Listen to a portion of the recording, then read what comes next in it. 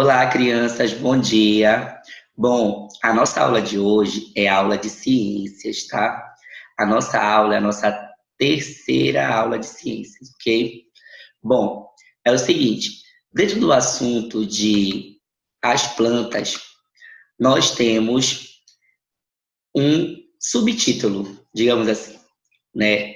Que fica na página 39 e 40, ok? O nosso subtítulo é A Reprodução dos Vegetais. Bom, eu já falei para vocês das plantas, né? Vou dar uma explanaçãozinha aqui para vocês. Eu já falei para vocês que as plantas, elas têm o quê? Caule, raiz, né? Que as plantas elas dão fruto, que algumas têm semente, outras têm flores, folhas, enfim. Existe uma diversidade dentro desses vegetais, dessas plantas. Só que também existe, né, a reprodução de todos os vegetais. Cada vegetal tem a sua reprodução. E é isso que a gente vai trabalhar hoje, ok? Na nossa aula de ciências. Bom, lá no livro de vocês está escrito assim: em muitas espécies de plantas, a reprodução acontece por meio de flores.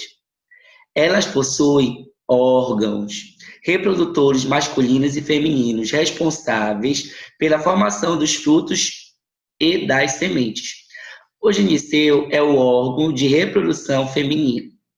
Esse órgão contém o ovário, no qual são formadas pequenas estruturas, os óvulos. O androceu é o órgão reprodutor masculino. Em sua extremidade são encontrados os grãos de pólen, que são pequenos grãozinhos amarelos, tá? Igual esses aqui, ó. Aqui ficam os pólens, tá? E aqui fica o gineceu, tá? O androceu e o gineceu. Bom, observe a estrutura da flor no esquema a seguir. Olhem lá no livro de vocês, ok? O ovário, né? E o androceu, beleza? Nem todas as flores possuem todas as partes descritas acima. Algumas possuem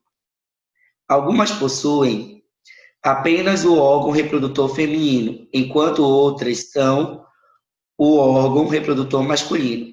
Por meio do vento, da água ou dos animais, como insetos, pássaros e morcego, os grãos de pólen são levados até o gineceu, órgão feminino de uma flor. Esse processo de transporte do pólen é denominado de polinização, ok? Bom, a polinização nada mais é do que essa transferência, né? Como é que eu posso dizer? Esse transporte de uma planta para outra, beleza? Quando o pólen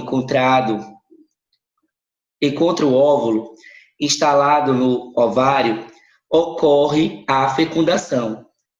Ao ser fecundado, o óvulo se desenvolve e a flor murcha. Então, o ovário cresce formando a semente que poderá gerar uma nova plantinha. Nesse momento, também ocorre a formação do fruto nas plantas frutíferas, ou seja, as que dão frutos. Para a semente germinar e dar origem a uma nova planta, ela precisa ser espalhada e encontrar um solo fértil, ocorrendo o processo de germinação. Algumas plantas podem ser geradas por meio de mudas.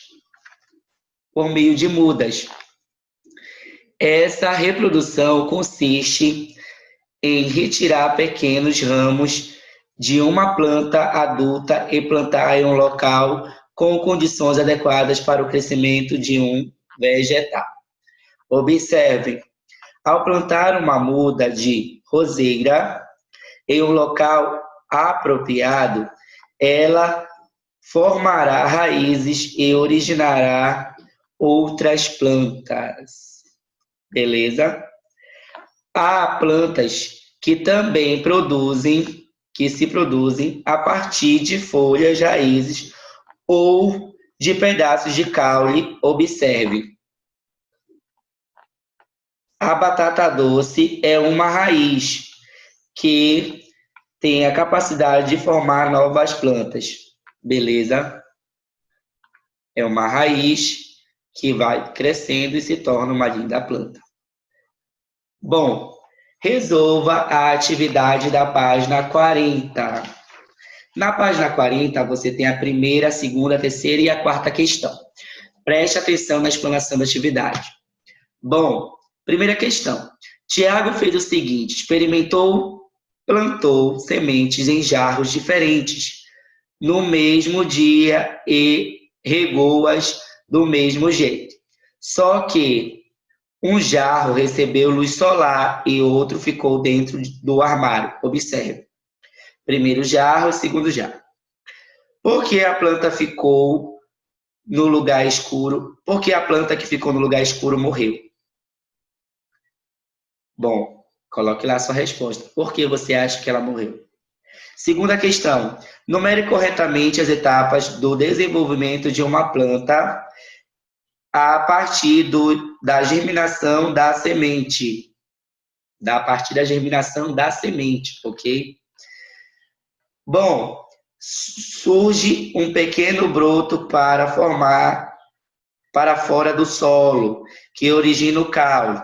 A semente é levada até o solo com condições adequadas à germinação. As folhas surgem e a planta cresce até se tornar adulta.